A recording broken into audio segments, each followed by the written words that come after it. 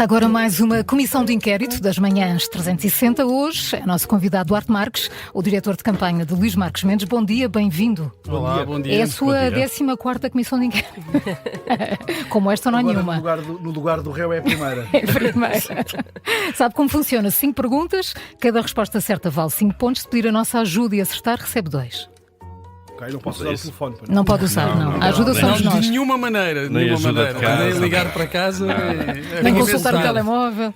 Já houve inquiridos a usar tecnologia, mas... Sim, eram da casa, eram da casa. Exato. Duarte Mendes, vamos ver se conhece bem o seu candidato. Qual é o... Duarte. É uma mistura, há uma boa razão. É, Marques Mendes. Duarte Marques, vamos ver se conhece bem o seu candidato. Qual é o signo de Luís Marques Mendes? Quando é que faz anos? Fez anos no meio da campanha, no dia 25, sei perfeito, estávamos em Loures. No meio da campanha? Da pré-campanha, talvez. A campanha para nós começou em fevereiro. Quando é que lhe deu os parabéns? Não se lembra que roupa é que tinha vestido? Tinha uma t-shirt ou tinha uma camisola grossa? Telefone. E nesse dia tivemos que adiar um evento que tínhamos, porque houve alguma coisa nesse dia que impediu que se realizasse o que estava previsto. Certo. E acabou por se fazer até no dia seguinte e teve a surpresa, fomos uma IPSS ali em Loures e ofereceram. Não, cantaram-lhe os parabéns e deram-lhe um bolo de surpresa que era gigante. Isso é uma sexta-feira. Fazemos numa sexta-feira. Um ponto. Mas foi agora, foi para aí em novembro, outubro. Foi talvez pode ficar um bocadinho antes. Setembro? Setembro é capaz. Então, se foi em setembro, que signo é? Não faço ideia. Eu só sei o meu, não acredito nada. O seu é touro. Eu sou touro. É touro, não é? Dia da Europa. Então vamos lá. Touro, leão ou virgem? Deve ser leão. É virgem. Touro não é de certeza. Mas tem razão, foi mesmo numa sexta-feira. Foi 5 de setembro. É a minha memória é muito fraca em algumas coisas. Mas há outras flashes. Eu sempre tive um pânico de comissões de inquérito, sempre disse: se algum dia me sento ali, estou lixado. Porque eu não tenho memória de nada. Não seria o primeiro. Não, mas eu sou sincero. Uma coisa é por tática, como nós assistimos muitas vezes. Mas eu sou muito mau com números. Eu, para pensar qual é o ano que entrei para a faculdade, tenho que fazer contas. E pronto, aqui era só mesmo o dia. Quando é que fui para Bruxelas, quando é que voltei. Bem, eu não sei se o horóscopo dizia que o resultado ia ser o que vimos no domingo, mas o que é que correu mal a Marques Mendes? Eu acho que correu mal foi que as pessoas preferiram outros candidatos. No fundo, o povo tem sempre razão, não é? Nós temos de ter a humildade de reconhecer os resultados. Marques Mendes era para mim, eu acho que para muitos portugueses, seria um grande presidente da República. Houve alguém que disse, eu acho que foi o Martim do Expresso, na SIC.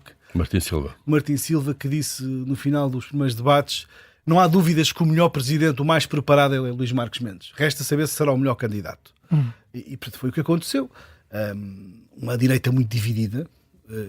Marques Mendes começou muito cedo a campanha, obviamente. Nós não sabíamos que íamos ter legislativa. Mas também para ocupar aquele espaço de Gouveia Melo, de alguma maneira. Não sei se de Gouveia Melo, mas ele levou ali uma altura que estava muito, muito incomodado com o facto de ser comentador e poder continuar e ser candidato. E portanto ele quis resolver esse assunto, porque não era sério da parte dele estar a comentar quando já tinha a convicção que ia ser candidato. E portanto quis arrumar esse assunto rapidamente. E portanto a partir daí tinha que se apresentar, não podia ficar em casa.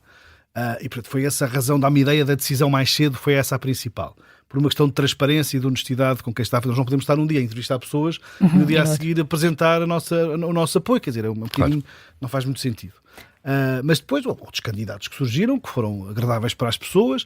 Eu acho que Gouveia Melo foi ali um bocadinho também um kamikaze, ele é da Marinha, mas foi um kamikaze quase da Força Aérea. Já vamos falar da questão de Gouveia Melo, mas deixa-me perguntar, no caso de Marques Mendes, não conseguiu convencer nem o eleitorado da AD? Houve uma... Eu diria que nós apostámos, e foi a estratégia desde o início, era não vamos fazer uma campanha nem apresentar um candidato, não é aquilo que as pessoas conhecem, e a grande mais-valia que ele tinha para dar era a experiência. E alguém poderia dizer, muito bem, mas isso as pessoas estão fartas e querem mudança. Está bem, mas o que ele tem para dar é isto. Se querem um candidato com estas características, é isto que nós vamos dar às pessoas. E se calhar jogou um bocadinho contra ele o facto das pessoas estarem a querer mudança. Também a quantidade, a fragmentação que houve à direita com pessoas que nós, quando vemos pessoas como Rui Rio e Isaltino Moraes na mesma mesa, houve ali uma espécie de vingança pessoal contra Marques Mendes e isso dividiu e sobretudo, desfocou o partido de alguma forma e o nosso eleitorado. E, portanto, houve ali muita gente também que se juntou em determinadas candidaturas para fazer pirraça. E depois houve uma campanha, eu diria que nós se calhar fomos um bocado naivos na campanha, do ponto de vista da contra-informação e tudo isso. Eu nunca vi uma campanha com tanta desinformação. E depois tivemos da parte de Coutinho Figueiredo também um conjunto de insinuações e de campanhas nas redes sociais feitas com agentes, com agentes de AI, com fakes, com coisas que eu nunca tinha visto. Nós não preparámos, eu sei perfeitamente. Se o Duarte Marques pudesse repetir a campanha, mudava muita coisa? Não mudava nada disto, porque eu acho que não ia fazer desinformação como os outros fizeram contra nós. Marcos Mendes não quis nada disso. Nós não contratámos pessoas para andar a pesquisar outras pessoas. Mas aconselhou Marcos Mendes a responder da mesma moeda a Gouveia e Mel, por exemplo? Houve ali um momento de um tom muito alto entre os dois. Aconselhou a fazer isso? Não, o Dr. Marcos Mendes é das pessoas, era o candidato mais experiente em campanha eleitoral, apesar de não ser de uma pessoa que tenha muitas campanhas eleitorais feitas, nem muitos debates feitos. Eu acho que ele é um profissional da política a sério. Ele preparava tudo com uma antecedência, vocês nem imaginam o nível de detalhe. E contra aquele tipo de atuarda não há muito a fazer, porque o que é que se faz? Dá-se-lhe um murro? Não se pode, não é? Seguro optou por não comentar. Mas não dava. Vocês próprios foram atrás daqueles temas todos. Ele teve que, por mais que ele explicasse, ele explicou mais do que alguma vez alguém explicou, e mesmo assim nunca ninguém estava satisfeito. E as pessoas encurralaram-no naqueles temas da transparência, que ele foi transparente, o que é que ele fazia, o que ele não fazia. E isso marcou muito a campanha eleitoral e durante uns tempos só se falou disso. Mas não devia estar preparado um candidato com a experiência política de Marcos Mendes estar preparado para essas questões sobre a sua vida profissional? Claro que estava e respondeu. Só que as pessoas podem querer ouvir as respostas e ficar satisfeitas ou não. Continuar a insistir. Quando há uma espécie de... Reparem os debates com André Ventura. Quando ele começa a mandar lama para cima de alguém, não há muita forma, num espaço de 20 minutos, de responder àquilo. Se virem o debate André Ventura-Marcos Mendes, até 70% do debate foi 20-0. Marcos Mendes respondeu-lhe bem, gozou com ele, deu-lhe na cara a sério, sempre com argumentos válidos, surpreendeu com vários... E com Coutinho foi igual. Mas com André Ventura, nos últimos 10 minutos do debate, foi o André Ventura a descarregar para cima dele coisas que não davam para explicar. Não dá, mas o que é que ele faz? Levanta-se e dá-lhe um murro, não pode, ignora, dá a ideia que não quer responder. O Almirante foi, em vez de ser 10 minutos disto, foi o debate todo. O Almirante foi usado de alguma forma por algumas pessoas para denegrir Marcos Mendes. Depois seguiu uma lógica de debate que, claro, depois vê-se de onde é que vem. Nós vemos os dossiês todos que circularam, que todos, eu disse aqui várias vezes, todos tinham a mesma origem. Coutinho Figueiredo tirou partido disso, eu acho que não teve na origem disso, atenção, nós sabemos qual é a origem de tudo isso, e a maior parte das coisas eram manipuladas, eram contratos falsificados, alguns eram verdadeiros, mas havia muita informação que circulou que era aldrabice pura. Mas sabe a origem e vai revelar? Não vou revelar já, não preciso, já chega. Eu voltei à política durante uns meses, apesar de ter continuado sempre a trabalhar, e vou voltar a trabalhar no privado novamente. Este período para mim foi uma interrupção por amizade pessoal e também política, porque achava que dos candidatos todos... Houve alguém que dizia aqui há uns tempos, eu vou apoiar o Marcos Mendes porque sou amigo dele. Mas depois de o ter ouvido a falar hoje aqui num jantar com pessoas, eu percebi que tem que ser ele a ganhar, porque ele é de longe o mais preparado para esta função. E era o mais preparado para esta função. Eu acho que foi atropelado pelos acontecimentos, mas não tenho dúvidas que pela pessoa que é, pela experiência que tem, pela simpatia e pela abertura que tem para toda a gente, depois de político e pessoal também, era um candidato, daria um presidente perfeito para o país. Eu acho também um bocadinho prejudicado por aquela comparação com a imagem de Marcelo Rebelo de Sousa, que são muito parecidos. Embora quem o conheça no papel de presidente sabe que não é nada disso. É muito diferente. Eu hoje já posso dizer isto. Eu acho que ele, se fosse presidente de alguns pontos, seria muito mais parecido com Jorge Sampaio. Eu fiz alguma preparação para esta campanha e li as memórias de Sampaio e reconheço muito do que ele diz hoje. Eram atitudes que Sampaio tinha como presidente, de reunir as pessoas, de chamar, de sentar, de fazer tudo antes de ser público, claro, porque ele achava muitas vezes que depois das coisas serem públicas não temos a mesma liberdade para decidir. Já que fala em campanhas antigas, vamos avançar para mais uma pergunta, para 5 pontos. Na primeira? Vamos às primeiras presidenciais que elegeram Cavaco Silva, não as primeiras que perdeu, mas daquelas em que... Das primeiras que ele perdeu, eu até me lembro da música, se quiserem. Era um 2 entrando na onda, Cavaco presidente. Se cantar pode ser, como é que era? Um 2 entrando na onda, Cavaco presidente, um 2 entrando na onda. É muito gira a música, não quero mais nada. Em 2006 não houve essa música, Cavaco foi eleito. Em que lugar ficou o segundo candidato? Ou quem era o segundo candidato nessas eleições que Cavaco Silva venceu? Quem foi em segundo? Quem ficou em segundo? A história é mesmo só dos vencedores, não é? Não, eu andei na campanha. Então, qual foi? Foi numa altura em mas que não andou com o segundo. A esquerda estava muito dividida nessa altura. Não, na primeira... Em 2006. 2006 é de Manuel Alegre, ou com Maria de Belém. É com Manuel Alegre. E Maria de Belém. Soares. Quem ficou em segundo? Eu acho que foi Manuel Alegre. Pois vai. Sim. Muito bem, teve 20%, mais de 20% Manuel Alegre, Mário Soares teve 14%. Marcos Mendes não devia ter endossado já o voto a alguém eu acho que se para a segunda volta? Eu acho que Marcos Mendes, é óbvio que é que Marcos Mendes vai votar. Eu acho que é óbvio, até pela sua postura, por tudo aquilo que disse na campanha eleitoral, não tenho dúvidas que o irá dizer. Eu acho que não o disse na noite eleitoral, porque se o dissesse, estaria a dizer que os meus votantes devem votar ali. E ele não é dono dos votos de ninguém. E isso podia ser, de alguma forma, até mal interpretado. Eu acho que ele quis reservar para um momento mais tarde, revelar, se quiser revelar onde é que vai votar. Não tenham dúvidas. Acha que vai aparecer ainda? Eu diria que sim. E não tenho dúvidas nenhumas onde é que ele vai votar. Acho que os candidatos também não têm dúvidas onde é que ele vai votar. E vai ser coerente, imagino eu. Só para verbalizar em seguro.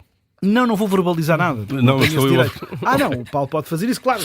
Okay. Paulo, eu diria assim, o Paulo vai ficar surpreendido se ele votar o Ventura, não é? Porque vai ficar desiludido. Mas também acho que há aqui uma espécie de polícia do voto, que é hoje nas redes sociais toda a gente querer forçar, e depois não ajudam nada. Eu vejo muita gente de esquerda a querer forçar os apoios. Tenham calma. As pessoas não são tontas, mas há uma polícia do voto em Portugal. Querem sempre saber, votas em quem? No Bolsonaro ou no Lula? É tudo preto e branco, mas não é. Eduardo Marques, então se calhar conseguimos todos perceber em quem vai votar Marcos Mendes. E conseguimos perceber o mesmo do Primeiro-Ministro, do Luís Montenegro. Também não tenho dúvidas sobre isso, mas isso é uma questão muito, muito do próprio, não é? Agora, lembrem-se, Luís Marcos Mendes terá a sua posição, Luís Montenegro terá a sua. Agora, não tenho dúvidas que para mim o mais importante para o Luís Montenegro não é quem é que ele vai votar, é ter estabilidade. E se calhar só a opção dele de ficar em silêncio é boa para a estabilidade do país, se calhar devemos todos agradecer isso, porque talvez se ele fizesse o que todos estamos à espera, ou todos queríamos, se calhar tínhamos eleições daqui a 6 meses. Isso era mau para o Montenegro, era mau para o PSD, mas sobretudo era mau para o país. Portanto, às vezes precipitamos com a nossa vontade e com a paixão que temos nas coisas, mas se calhar o mais importante é dar um passo atrás e pensar o que é que garante maior estabilidade. Não é a sobrevivência do governo. Os portugueses estão fartos de eleições, não tenho dúvidas nenhumas sobre isso.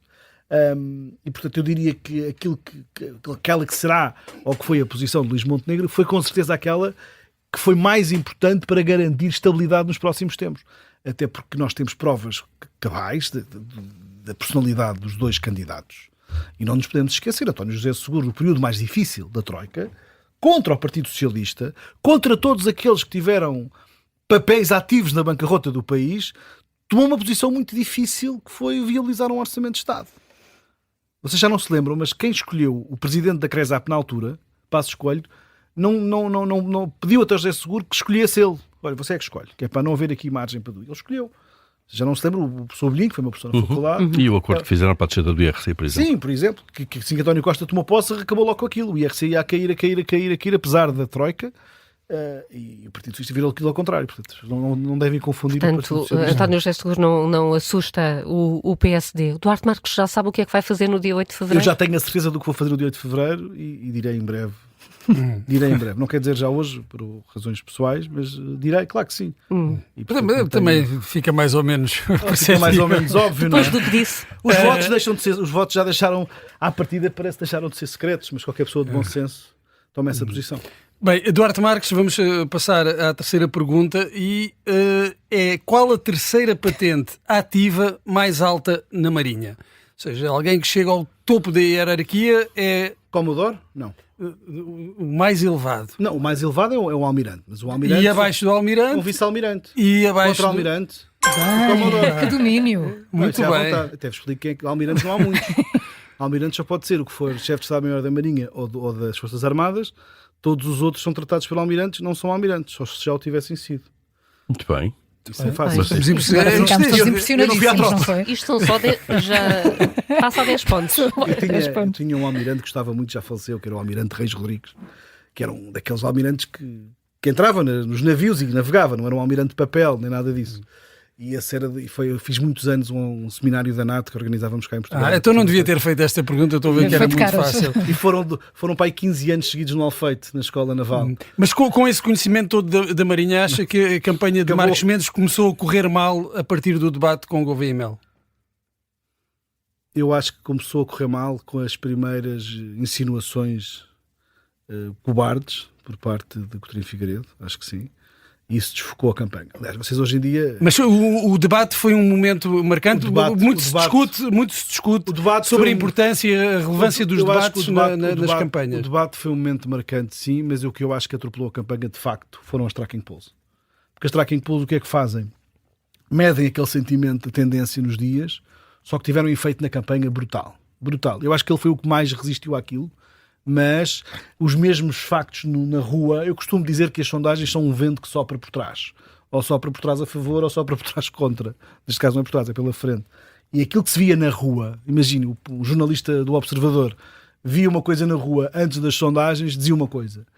A mesma coisa depois das sondagens era completamente diferente. A nossa percepção e o nosso filtro mudam completamente. E, portanto, aquelas tracking polls foram desastrosas. Mas não estiveram muito mal.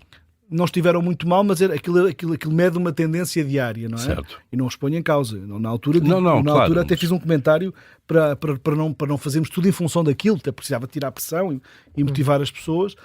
Mas aquilo teve um efeito na campanha dantesco. A campanha tinha sondagens internas? Não havia dinheiro para isso. E hoje em dia já não se faz assim com tanta frequência, mas nós não tínhamos nada disso. Tínhamos alguma experiência, alguns estudos que fomos vendo também. Nós percebemos que eu percebi animicamente porque aquilo que mais nos revolta é perceber que na rua a sensibilidade era enorme. Vocês não se esqueçam que o Marcos Mendes é das pessoas mais simpáticas que o país tem. Toda a gente tem um carinho por ele enorme. E nós na rua sentíamos o contrário das tracking polls. Ou seja, ele continuou a ser muito bem recebido. Houve sinais que às vezes percebíamos na mobilização interna que não era tão fácil como noutras vezes. Houve o famoso congresso do PSD. Não, isso foi lá muito atrás. Naquela altura isso foi antes das autárquicas, ou foi depois. Não é por aí. Não teve valor Não, isso tem sempre valor. Mas não... O partido andou, reparem, eleições legislativas, autárquicas, estava toda a gente cansada. E as pessoas empenham-se muito mais nas suas eleições, onde tem alguma coisa... Agora, para eleger só um é diferente. As presidenciais, eu lembro quando era miúdo em Mação, nas presidenciais, em todas as eleições, os partidos localmente faziam campanha porta a porta, fosse que fosse. Hoje em dia já não se faz isso. Hoje em dia há a volta nacional, talvez na Madeira se faça ainda campanha própria nestas coisas, mas já não há aquele trabalho das conselhias porta a porta a fazer o trabalho pelos candidatos. Isso já mudou um bocadinho. E nas presidenciais ainda mais. Então vamos voltar vamos aqui debater um bocadinho o que são os bastidores das campanhas com um filme que se calhar viu, o Wag the Dog. 1997, já tem uns anos, a história de um spin doctor e um produtor de Hollywood que fabrica uma notícia sobre uma guerra para distrair sobre uns problemas que envolvem o Presidente dos Estados Unidos. Esse spin doctor era e é interpretado por Robert De Niro. Quem é que fazia o produtor? Meio excêntrico. Acho que até com rabo de cavalo, estranhamente. Rabo de cavalo? Sei, acho que não. Não. Quem é que disse que era? Não tinha rabo de cavalo. Não tinha nesse filme, não? Eu acho que não, andava ali. Sim, mas não é conhecido por ter. Mas são da mesma geração, não é? São da mesma geração. Não é conhecido por ter. Robert De Niro. Sim, e já interpretou outros filmes sobre presidentes com problemas. Presidentes americanos. Kevin Spacey? Não, é mais presentes antigo. com problemas. Vamos dar ajuda. Isso é sério. Al Pacino, não sei. Não. Vamos dar ajuda. Sim. Tom Cruise, Dustin Hoffman, Robert Redford. Nesse papel via mais o Dustin Hoffman. E foi por isso que eu escolhi. E via muito bem. Grande ator. Eu tenho três: o De Niro, Al Pacino e o Dustin Hoffman. São muito claro, bons. são muito bons. A mesma leva. Nesta altura, as pessoas que estão nas duas campanhas, que não tiveram tempo nenhum para descansar, o que é que estarão a preparar? Como é que está a ver que se estão a preparar as campanhas? Eu sei o que é que tinha preparado. Eu tinha preparado uma campanha, uma segunda volta diferente da primeira, ou seja, sem tanto trabalho de rua e mais temático. Porque nós não usámos, apesar de ser uma campanha muito, muito longa, é frustrante, nós tínhamos imensos recursos bons para usar. Mas já agora, Duarte Marques, estava à espera de uma segunda volta com quem? Contra quem? Com o Ventura ou com o Seguro. Sim, claramente. E como é que seria? O que é que tinha preparado? Nós por acaso organizámos um conjunto de reuniões de causas que o Luís Marcos Mendes escolheu com pessoas espetaculares, até com não apoiantes dele. E que a ideia era definir um conjunto de posições para o seu mandato. E agora era aquela fase em que nós íamos buscar essas causas para as debater. Nós apresentámos alguns mandatários setoriais, da igualdade e dos direitos humanos, da inovação e da inteligência artificial.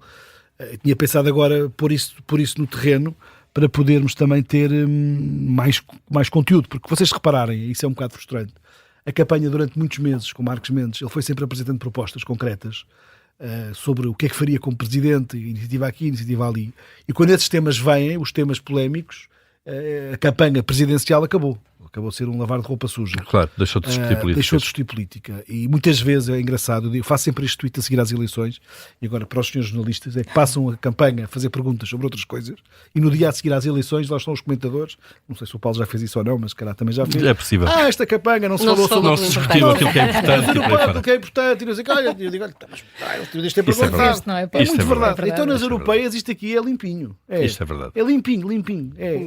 Não se discutiu os temas europeus, só se falou do país. O que é que se vai discutir agora por nestas eu acho que vai duas, continuar a 3 discutir semanas? os problemas da saúde, do pacote laboral, o que é que cada um faz. Aliás, mas as polémicas do dia-a-dia que vão aparecer. As polémicas do dia. Porquê? Porque depois os jornalistas dizem, mas vocês também podem falar sobre os temas. Podemos, mas não passam. Se vocês forem ver os discursos de Marcos Mendes, Marcos Mendes está cansado, está muito afetado. Se virem os discursos dele na campanha eleitoral, com uma energia brutal, mas este homem, como é que este homem tem 68 anos? Não pode ser. Uma campanha todos os dias, pum, depois se discursar em grande forma, isto não passou nas televisões. O que passava era o soundbite. Era, claro. Por exemplo, há uma coisa que eu não disse há bocado. Nós tivemos uma dificuldade muito grande, tem a ver com as redes sociais. Marcos Mendes não tinha redes sociais da campanha eleitoral, não andámos a comprar bots no Bangladesh nem em lado nenhum, não usámos inteligência artificial para ter mais as outras campanhas fizeram isso claramente. Algumas delas, António José Seguro, por exemplo, transformou um perfil de Facebook que tinha de uma associação no seu perfil de campanha. Já partiu com a embalagem. E claro. Já partiu com a embalagem. Claro. E por cima a Meta e António José Seguro tem um grande gestor de redes sociais, de trabalhar com ele, que eu conheço bem, é gente boa. Mas isto para dizer o quê? Que Marcos Mendes, hoje em dia já não se pode comprar... Fazer patrocínio não é comprar seguidores, atenção, não é isto. Patrocinar para ter mais exposição nas redes sociais. A Meta não deixa... Comprar tráfego, claro. Não é comprar tráfego. No fundo é expor o nosso candidato a mais tráfego para as pessoas poderem seguir. Isso já não se pode fazer. E depois Marcos Mendes também não quis fazer o papel de palhacinho das redes sociais. E, portanto, como muita gente fez. Muito bem. Vamos à última questão do Duarte Marques. Agora, recuando um pouco também na sua carreira, em que ano foi fundada a JSD? É uma vergonha. O que não quer dizer que tenha sido o fundador. Não foi o fundador. Não é da carreira. Claro. Vocês sabem quem são os fundadores? Os primeiros, quem foi presidente da JTC nessa fase, vocês vão ficar surpreendidos, porque quem não conhece a história não sabe, mas um deles foi o irmão do Marcelo Rebelo de Sousa, militante do Partido Socialista, e o outro foi o António, foi meu professor de faculdade, e o outro foi o Guilherme Oliveira Martins, ministro socialista. Não sabia. Tribunal de Contas. Sim. Mas sabemos quem foi o presidente do PST que fundou a JST. O presidente do PST, quem era o líder do partido nessa altura. Então foi no tempo de Sá Carneiro. Certo, e em que ano? Já tem uma pista. Deve ter sido, isto é uma vergonha, eu vou ser chumbado. Deve ter sido em 76, 75, 78. Então, diga uma. 74 mesmo? 74, certíssimo. Foi logo ali. Sem ajuda esta. Foi logo ali. Isto para acabar, até porque o Duarte Marques já estudou este tema. Políticos mais jovens têm políticas diferentes ou é um mito? Isso é um mito. Completamente. Eu conheço muitos jovens que têm cabeça de velhos e velhos têm cabeça de jovens. Sim. Olha, Marcos Mendes é um desses. É uma pessoa com uma certa idade, mas tem uma mente muito mais jovem que muitos jovens. Eu hoje em dia acho que a malta mete um fatinho e uma gravata e acha que já é um tipo muito experiente. Isto é agora com mais novas tecnologias. A malta vai logo ao perfil do LinkedIn, pôr logo lá que é especialista nisto e naquilo e no outro. E aquilo é tudo bullshitado, é que não tem interesse a ninguém. E não é por se pôr um blazer ou uma gravata que se é mais inteligente ou mais experiente, nem é por ser mais novo ou mais velho que se é pior. Agora, há uma coisa que é verdade. Nós temos que deixar de ter medo de pôr gente mais nova em lugares de liderança, porque acarreta muita coisa diferente, porque tem outro ritmo, e não podemos olhar para os jovens como menores por serem jovens. Isso é outra coisa. Acho que não devemos olhar para os mais idosos como menos capazes ou menos jovens só pela idade. Infelizmente, havia um tipo do PSD que até foi sobre o Passos Coelho, engraçado, disse, eu não concordo, mas ele dizia assim, temos que saber se é o primeiro dos jovens ou o último dos velhos. E isto às vezes coloca-se muito na cabeça das pessoas. Isto foi antes de ser Primeiro-Ministro. E depois fez um excelente, notável trabalho. Mas não quer dizer nada, e portanto eu diria que a idade é uma marca, é um prazo, é uma validade, não é? mas infelizmente a idade não é sintoma de modernidade. Não é sinal à partida, a priori, de nada em concreto. Nada em concreto. Há tipos que enganam. O Coutinho ninguém diria que ele tem a idade que tem, não é? É verdade. Deve ter um lixir qualquer que engana muita gente. Vamos descobrir. Duarte Marques, muito obrigada por ter aceitado Já o nosso acabou. convite. São 17 pontos em 25, não Mas foi nada mal. Não é mau, Se não é quiser mau. dizer alguma coisa lá para casa, ainda pode. Não, o Não? meu filho Henrique, estou quase a ir para casa, estou à espera. Estou a Vai escola, descansar. portanto. Obrigada por ter aceitado o nosso Obrigada. convite. Muito obrigado. Amanhã é nosso convidado Paulo Lopes Silva, diretor de campanha de António José Seguro.